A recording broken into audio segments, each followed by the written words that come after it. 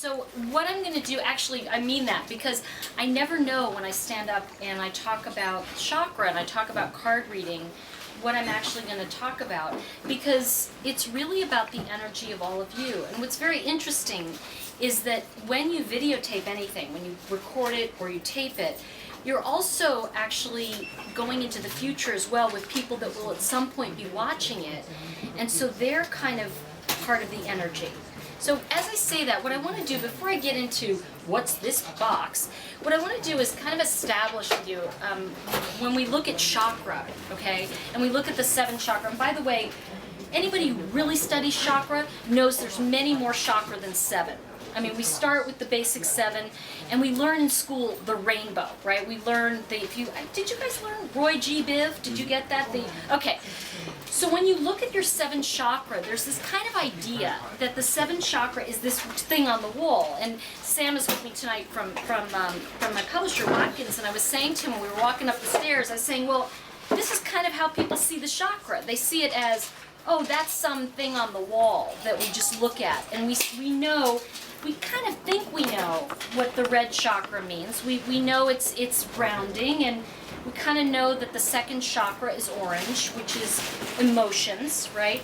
But what begins to happen, and what I've discovered, the more I do readings, the more I work with the cards, and the more I've worked with people out there, what I've started to really realize is that these chakra are not anything on the wall. They're actually internal parts of you that are always evolving. And so when people say to me, oh, I want to balance my chakra, I say, well, why? Because it's a movement of energy. So if everything's always balanced, you'd never have the flow of things. And so you actually do want the energy to flow up. Now, when I talk about also with chakra, I want to say one other thing. You know, a lot of people say, well, isn't then the 7th chakra the best? And I'm like, no, not necessarily. See, we actually create everything in the 1st chakra. The 1st chakra, and this is where I'm going to tell you a little bit about the cards as well. I'll tell you the story of that, how that came to be, because it came to me through a near-death experience. So it wasn't something I just got up and said, I'm going to do a deck tomorrow. So it kind of, this is a long, long journey with these cards. But basically, when we look at the chakra, what we're looking at is that we start with red. And when we look at red, it's very interesting because, as I mentioned, we think of it as our base. But if you really think about it, everything you create in this lifetime is what your red chakra will tell you. Your 2nd chakra, the orange chakra, is how you are emotionally in the world.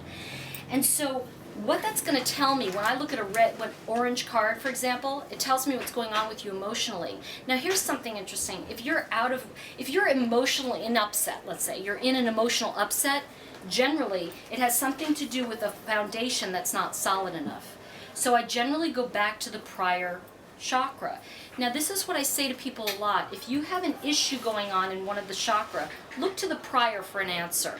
And I'll explain that in the cards in just a moment. But basically then, as we're looking at how this works, each chakra actually energetically builds and tells me what you're going to create in this lifetime. So if we look at the 3rd chakra, that's how we plan and think. But think about this. If you're in emotional upset, how's your mind? It's a mess, right? Because you can't think of anything, you know, when you're in upset. But one of the things that happens is in these 3 chakras, that's really how you're running your life. Most of your life is occurring here. So when you make a plan, let's say you want to make a plan, you want to do something in your life, you want to write a book, you want to travel the world, whatever you're looking to do, when you make the plan, you're setting a foundation. Emotionally, you're balancing it. You're going into how you're going to plan it and think it and how you're doing it. But in your heart, you always get stopped if your heart's not in it. So that's how that works. Like in that heart chakra, I've done this so many times with people where they'll say, I want to create a big business. And they start this business thing and they get to that green, they go, I don't really want to do it. So what you really want and how you relate to love is going to show up in your green chakra, hence the green cards. And the last 3 chakra, and I'm going through this a little briefly because I want to tell you more about how to find out what's going on with you with the cards, and I'm going to pull some cards for y'all tonight. But when we move up into blue, which is the throat chakra, that's the chakra that manifests. And people say to me, wow, why is it blue? And I said, because if something passes through your heart, if you get the okay from your heart, you're going to create it. You're always going to create what's true to your heart. And it's just, think about things in your life that that you've created or have meant something to you. It's always because your heart was in it, always. And that's when what you're expressing in the world. Now, here's something interesting I find about the blue chakra, is that, a lot of people, because it's communication, it's what you're going to create, right? So here's when have you ever felt, it's the best way to put it, have you ever felt you go to a party and you look at somebody and you go, ooh, I don't want to talk to that person. And you don't even know why. Like, you don't know why you're repelled by them. Or you don't know what it is, but you just know you don't want to be near that person. That's because that's the blue chakra in action. But when you find someone that's really fascinating and you want to talk to them, or you want to go, it's the blue chakra, because that first attraction, even if it's not sexual, even if it's not somebody you want to necessarily date or go out with or what have you, if you want to be around that person, it's always in the blue chakra, always, because it's like something is radiating with or without your permission. So think about this. If it's with or without your permission, that's where people say, careful, you don't want negative thoughts, right? Because we say, don't have a negative thought because you'll create it in your life. Well, actually, I think what you want to do is we all have negative thoughts. We all have challenges. We all go through that. The issue is, what is the foundation you're building from? Once you build from a solid foundation and you move up through the chakra, what you're communicating is going to shift. It just does. It can't help but shift.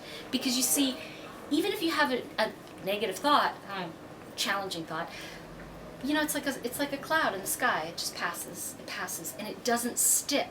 It doesn't stick.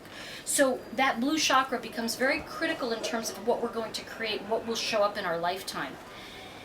The last two chakra, the third eye, right, sixth sense, sixth chakra, what I like to say, and also it's our family issues are there. So this taps into a little of multi-generational healing. So that sixth chakra is exactly family dynamics. And when I see someone with issues from family, it's often in the purple cards. In general, in the Chakra Wisdom Oracle, all of the purple cards are sixth chakra, because obviously I couldn't do 6 indigo, so it ended up being everything in there is purple. The final chakra is outside of our body. It's our mind. So it's the universal consciousness. Now when I say to you, you never create in the 7th chakra, that's where you get inspiration. It's like seeds, right? Just because I have tomato seeds doesn't mean I'm going to grow a tomato. It just means I get the seeds. But if people try to live in that 7th chakra, what generally happens is they will crash and burn. You can get your ideas there, but you can never create in the 7th chakra. Now, how can I say that? If we look at, I know some famous American actors, I'm thinking of like James Dean, Marilyn Monroe. These are people that lived in their 7th chakra. Even Jimi Hendrix, people who were like trying to get to that 7th level. And unfortunately, if you try to live there, that's what happens. You don't ever manifest. And so when we talk about, one of the things I love about working with cards is the manifesting happens in that red chakra. And so we find out what foundation you're setting and where you are. So one of the things I enjoy about working with the cards, and for me, working with the colors, is that I can tell by looking at the card kind of what's going on with you a little bit. So I'm going to now put the chart down so I can talk to you. And by the way, just so you know, the commercial for Watkins, that chart is available here at Watkins. Okay, there we go. So a couple things I want to say about the cards. This has been a very long journey, and I often tell people, if you want to know what you're meant to do, just try to hide from it. Because it will show up, it will find you, and it will chase you down the street and go, I'm really here. And until you do what you're here to do, you'll never feel satisfied. And it's really interesting because I had a near-death experience just about 30 years ago now. And after that time, I had angels come and tell me stories. And to be honest with you, I really kind of thought they were like, really, you're kidding me, kind of like, really? You want me to write this down? So they would wake me up and I wrote these things down, and I'm not kidding, they were on like, loose leaf paper, legal pads, I shoved them in drawers. They wouldn't go away till I wrote these stories down. And they sat in a drawer, in different drawers, for maybe about 10 years. And between 8 and 10 years. And slowly, I had moved from New York to California, and because I'd been told to do this, after my near-death experience, that's when my psychic energy got very strong. And to be honest with all of you, I never really wanted to be a psychic. That was never what I set out to do. I really feel that my work is about making my work obsolete. In other words, really, it's about you doing your own intuitive work, your own, because if you can do your own work, then you'll feel satisfied in your life, and that's what it's supposed to be. I don't believe that we ever should be, this is just my own thing, I don't think we should be addicted to psychics or mediums. I think it's great as a confirmation of where we're at, but I don't necessarily feel that anybody has your answer but you. So I just want, that's my little commercial. So as we step into this, when the angels came and told me these stories, I've often taught people that our unique wounding is what gives us our gifts. And I really didn't see it until, I've got to be honest with all of you, this was about 2 months ago. I just kind of sat up in bed and I got it. Like, when I was little, from the time I was 5 till the time I was 15, my mother wrote all my papers for me. Like, literally, she would sit me down and say, you have no command of the language. You just need to write this down. So literally, I would have to take her work to school to turn it in. And she got very upset if she didn't get an A, by the way. And I didn't know any better. You know, if I didn't do what she wanted, she'd get into upset. And to be honest with you, as I look back now, when I was 15, she passed away. And the only thing I really had all those years were cards. And I used playing cards, and I would just make up stories because I wasn't allowed to write. It was a very, you know, maybe it's some of a sick dynamic, I don't know. But anyway, very strange dynamic. But I failed English in high school that year. And when I started working really, really hard at English and writing, and because my mother told me I had no command of the language, so it must be true. And what happened was I was uniquely qualified then when the angels came to tell me these stories because I was taking dictation. And it was exactly what my mother had trained me to do. And I didn't know that that was that. It literally came to me a couple weeks ago, you know, before I came here, and I was thinking, it's so interesting how things get revealed to us, you know, that they show up in their own time. So when the fables came, I then started doing groups with them. I started developing them. I started working in just friends started coming and saying, can you tell me more about these fables? And I said, well, all right. And we started doing mastermind groups, and that's how it developed. So over another 10-year span, the whole thing developed into, you know, small fable groups.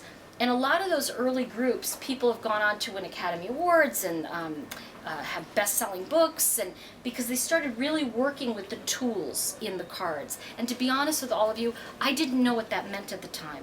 I've just been following where I've been led. You know, I really have been, you know, it was almost like Spirit said, go here, and I went, okay. And what happened was I decided to get the cards done. So I found a woman online, and I said, could you draw these for me? Because I had the whole manuscript. I said, would you draw these? She said, sure, it's going to take me a year. I said, I don't care. It's been 15, 20 at the time. What difference does that make? And she said, okay. So every week in my inbox, I'd get a card, and one of these cards would just show up. And I'd say, well, that's great. I want you all to know I never corrected any of the cards. Every single card that came in, it just felt right with that fable. So every single one of them meant something to me. And every single card is color-based. So I didn't realize when I did the original deck, and this that Watkins has published is actually now called Chakra Wisdom Oracle. The original deck that I self-published, that's a long story, that I self-published, and I went to China to do it, and it was just, I went through my savings, but I knew there was something really important here for people. I knew there was, and I put it up online for free, and people from all over the world started using these cards. And off my website, I sold 10,000 copies. And finally, I hit a wall a year ago, but because of the work I've been doing with the cards, I sat up and I went, I've got to go to London. I have no idea why. I have these cards are supposed to be published in the UK, and I just really felt that. And I came to the London Book Fair, and through some contacts, I met 6 publishers. I had 2 offers, but it was Joe at Watkins that said, can you do this as Chakra Wisdom Oracle? And I had started teaching. It was color at the time. And you know, the spelling, American British spelling with the O-U-R, O-R. And she said, we just don't, is there any way? And I said, hey, I've been teaching it as Chakra Wisdom. So it was you know, when you look at that and how that evolution happened, that's the way the magic works when you're in alignment. And if you really think about it, when things are just in a flow, you know that you're in alignment with it. And it was really interesting because the original book, just the book, was like bigger than the kit, bigger than the current kit, okay? And Joe said, we got to cut this down. I said, great. She said, really? I said, yeah, let's cut it down. She said, oh, okay. I said, whatever you think. Because once you take on a partner, you take on the partner. And you trust that what they're doing is that right next step. So what happened was, the cards went from just about the fables to using the key word on each of the cards. And so people sometimes will look at a card and it'll say wisdom, or there's one that says victim or facade. But what I want to tell you is, every card has its natural opposite built in. So today I was on the radio and I said to this guy, I said, oh, I pulled impatience. I said, well, it also has patience built in, and I mentioned I thought November was going to be important for him, and he said, actually, everyone here at the station knows I'm the most impatient guy ever. So I was like, oh, okay, good. And then he said, actually, my contract is up in November, so it makes kind of sense that November is going to be important for me. And I said, that's good, that was lucky. And I want to tell you something. Anytime I open up the energy to do a reading, it's a partnership. I never know if what I'm saying makes any sense. I just step into it. I step into that unknown with you, because that's what it is. So going back to what I was saying about the chakra, here's the key to the cards. If I can give you a real key, and this will help you with any deck, by the way. If you're a deck person and you like decks, the key to all decks is there's 3 elements to every single card. It's darkness, dawn, and light. So even if you look at a card, like in here, guilt, the guilt card, there's darkness in that. It's your subconscious. It's what's underneath everything, right? And that's an orange card. So that's your emotional nature. The dawn of it is that it's dawning on you that you're no longer going to play the game of guilt in your life. That's the dawn. You're starting to see what doesn't work for you anymore. And the light, if we look at the light of what guilt can be, it can say, I'm not playing anymore, you know, just I'm stepping back, I'm not engaging. So as I say that to you, what I'd like to do is kind of give you a sense a little bit of how I like to work with the cards. And let me ask, see, I can ask everybody because I got people here. So let me ask, anybody have an idea of chakra? Do you have an idea somewhat of the chakras? You do a little bit. You do too? Okay, great. So that's perfect. So let me just start by this. If I said red to you, if I said the first chakra, can you give me just a key word for that? What does that mean to you? Earth. Earth, okay. Impulsive. Impulsive, good, okay. Force. Force, okay. So let's go with those 3. Earth, impulsive, and force. Now, see, Sam was an improv guy, so he's like, oh, I can make a whole show over that. But we're not going to do that tonight. Okay, so earth, impulsive, and force. So knowing that that's something that is the consciousness of what's going on here right now. Earth, impulsive, and force. Let's look at a universal question. Anybody have anybody ever feel like, there was an interesting question the other night that came up in a seminar I did, which was, do you ever feel like there's something missing from your life, and if you have that one piece, that one thing, you'd have that answer? Anybody ever feel that way? Just even in a moment. Okay, just like if I had that one thing, like if I only knew how to do that one thing. So here's what we're going to do. I'm going to show you energetically how to do that with the red chakra, okay? Because the red chakra, after all, is action, right?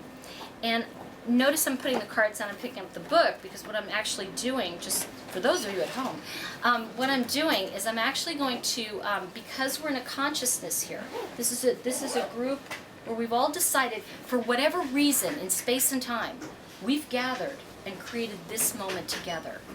So can I ask you for a number from 1 to 6?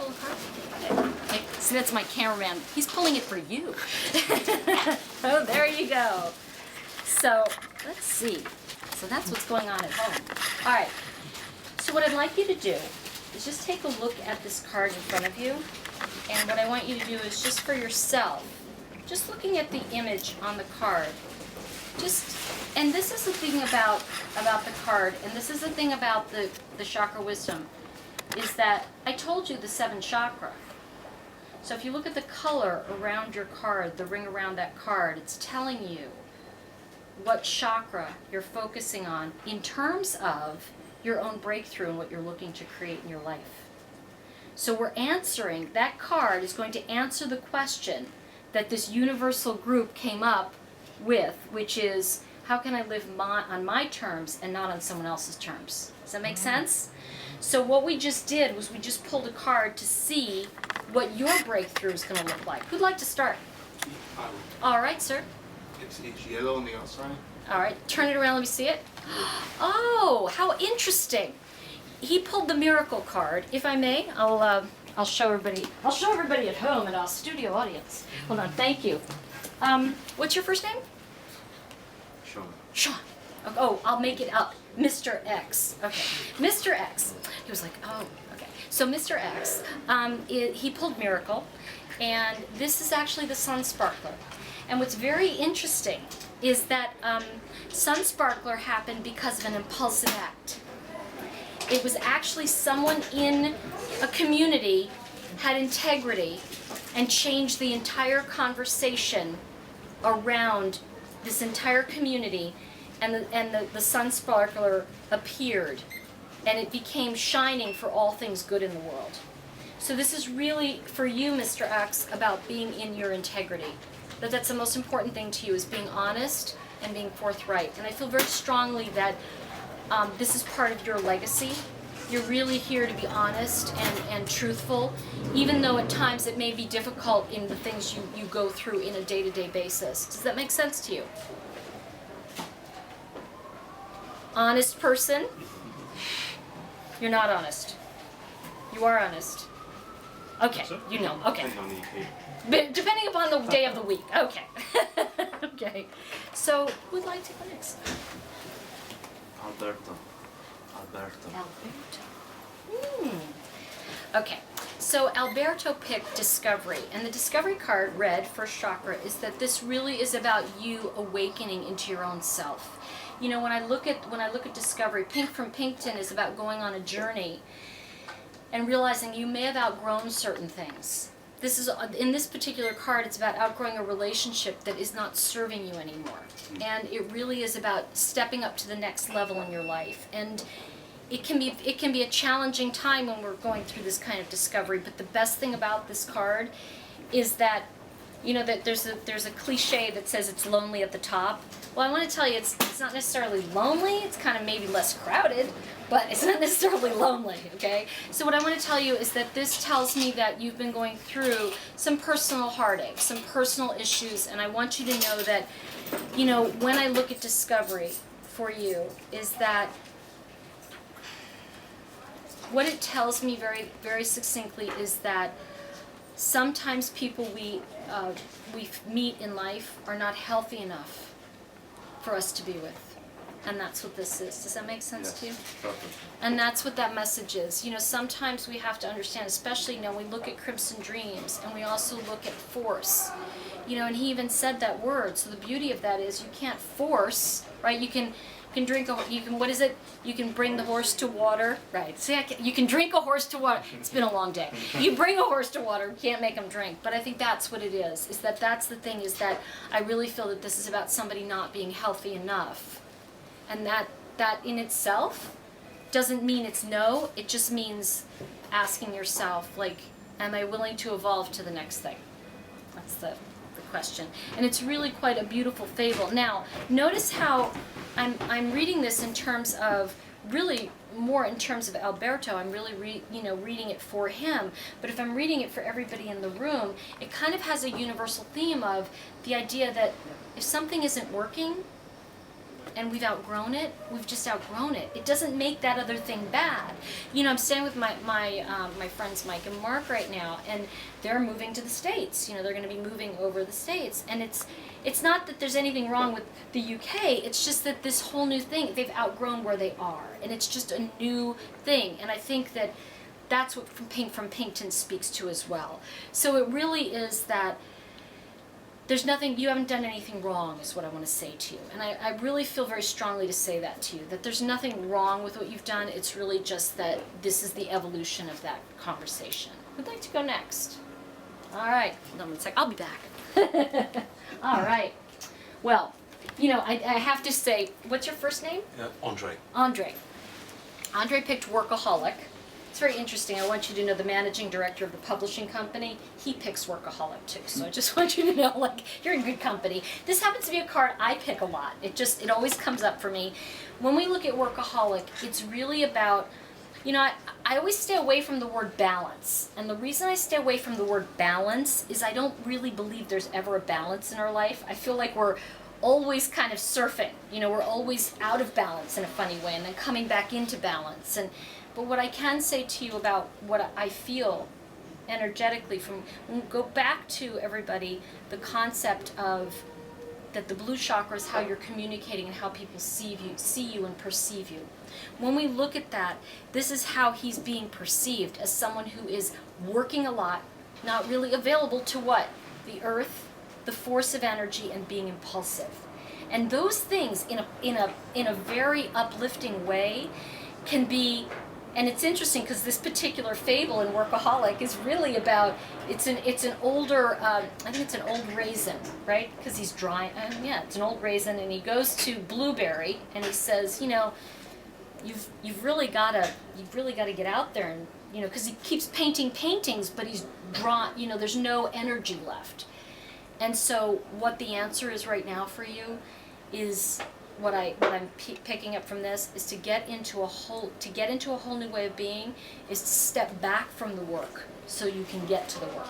In other words, get the perspective on it. It was interesting because we talked about that yesterday. I was with my friends, and I was saying that, you know, sometimes when you just take a day off or just step away into something that could be impulsive or fun, that seems like it would, you know, you shouldn't be doing it, but then all of a sudden, boom, it opens the floodgates to more and better. And so that's what Workaholic is. It's a really, remember that it's someone who knows how to work hard and play hard. So, there you have it.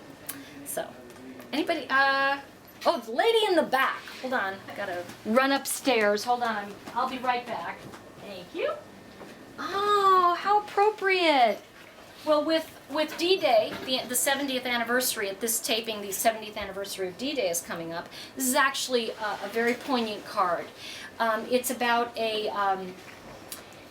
war veteran who passes away, and it's about completion. And it's an orange card, so it says a life has come to its spectacular conclusion. So what I want to tell you is that this is not necessarily a death card. But what it is, again, going back to the consciousness of everybody here, what it really is when we look at completion is it really is about declaring something finished that's over. And it doesn't have to be a relationship. It can be a project. It can be something that is just, you know, it's funny. Every time I teach a class, I always say in the last class, I always say, and I'm declaring this complete.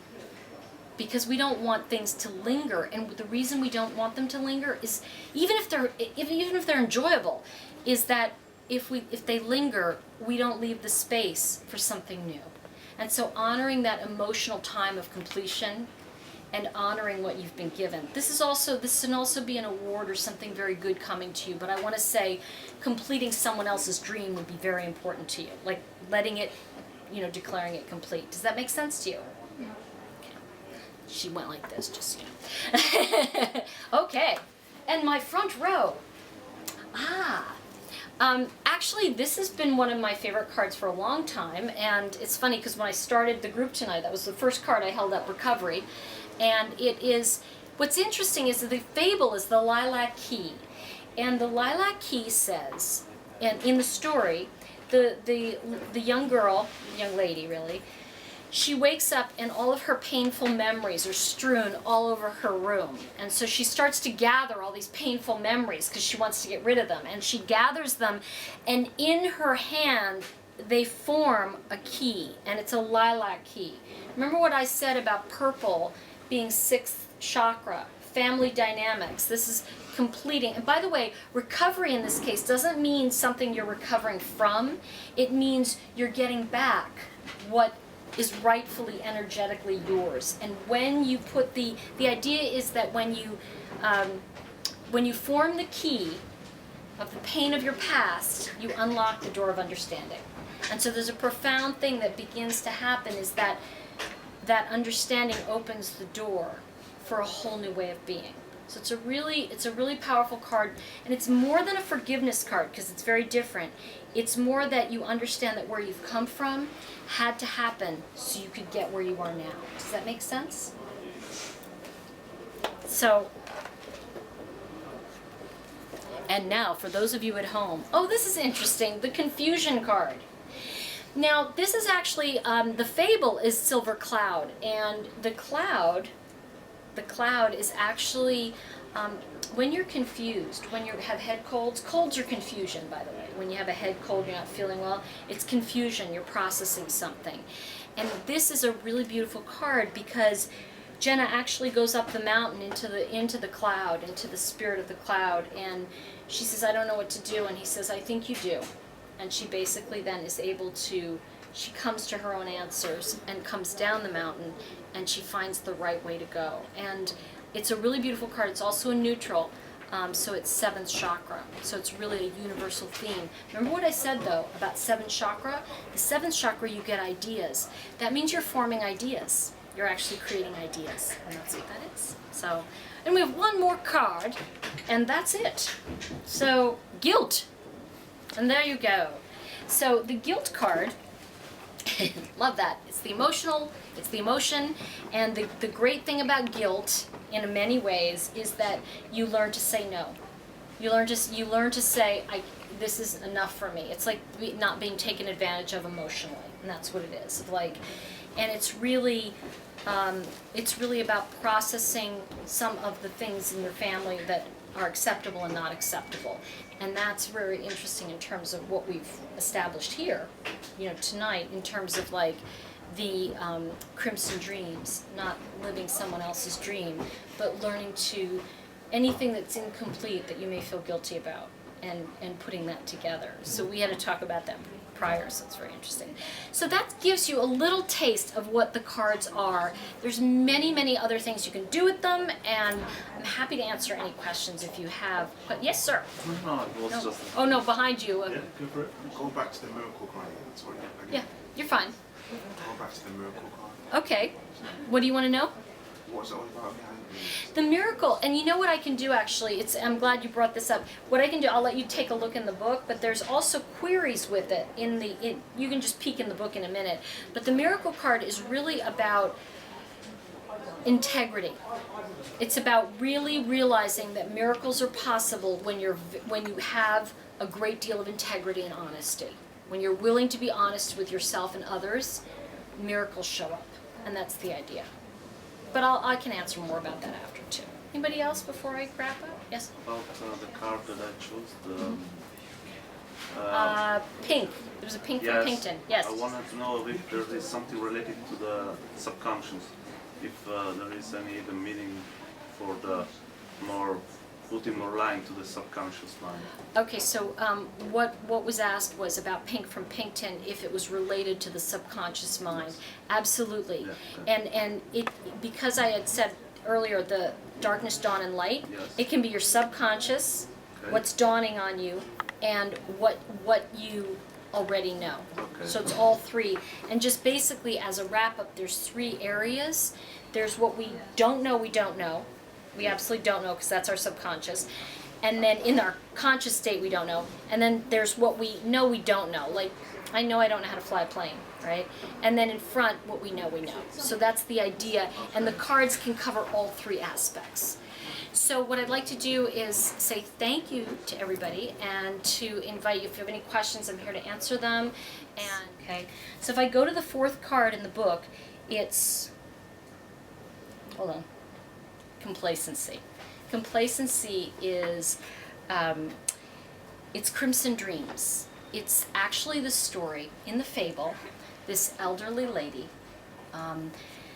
in the fable she passes away, but everything is a burden to her. And she has these plans that were in a closet to build a beautiful home. And she and her husband never built the home. And so we are in the reading of the will with the solicitor, and the daughter is hearing about these plans, and they say, well, your parents never did this. They could have, but they didn't actually follow these plans. And in the first part of the fable, the older lady is struggling with the purse. It feels heavy on her shoulder, and at the end of the fable, the actual fable, the daughter is feeling the weight of the purse on her shoulder because she knows she's just going to pay off bills with that money that she's left. She's actually not going to do anything with the money. What I really love about complacency, if we really look at what that means, every card has its opposite built in. So it has the opportunity to shift. So what's going on in this moment is the idea of no one in this room wants to live someone else's dream. This is the universal consciousness of what's going on right now. Even if people are at home watching it, that's the question they're bringing up. How do I know this? How does this happen? Well, if we're gathered in this space, you all are deciding what the card is, what the meaning is for you of the first chakra. Now, tonight we defined the first chakra as impulsiveness, force, is that right? And earth. So if we look at that, these are the key elements to what's going to help you move forward in your life. And if we look at that, so it's interesting because, and I want to use your impulsiveness as a thing, because we can also look at impulsiveness, right, as being, you don't want to be impulsive, that no, like, be careful, that can be a warning of, like, but in this case, because he lit up as he said it, what we're really looking at is do it. Do it. Like, just be, and you know what I hear? Risk. I'm hearing risk behind impulsive. I'm not, and what's interesting is when we look at languaging, right, that's also saying, what I would say, what comes forward to me with complacency is, please don't live anybody else's dream. And what it says is, what probably stopped some people in this room was somebody saying, be careful, warning you from your dream. If you try to do that, you may not be successful at it, right? So, and when we look at Earth, it's a universal consciousness. What's really important to all of you is being conscious in what you're creating.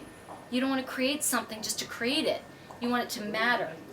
And that's the thing. So when we look at force, it's like force of nature, earth, force of energy, right? So let's look at this as darkness, dawn, and light, right? So we're looking at this as a consciousness.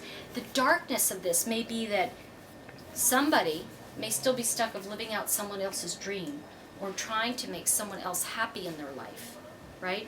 And oftentimes this is usually a family member. It's usually a grandparent. I find it to be a parent, somebody who has an idea and they want to do, they want to do it, but they absolutely don't follow through on it. And the second thing, when we look at dawn, is what the awakening is, right? So the awakening is, I'm not going to live anybody else's dream but mine. Sam will probably quit tomorrow. I just want you to know he's going to go off. He's going to, find his fortune. And then the third thing, of course, is the light. Is when we look at each of these meanings, right? The impulsiveness also as just this. That's what makes things happen. That's the force that makes things happen. So that said, that answers a universal question in the basis. So what I'd like to do is just pull a couple cards for people and see what comes up for you. And so, with permission, what I'd like you to do is can I wander and just give people cards? Okay. So I'd like you to pull a card. You've got to be included, Sam. Okay. Pull a card, and if with your permission, I'm gonna have you.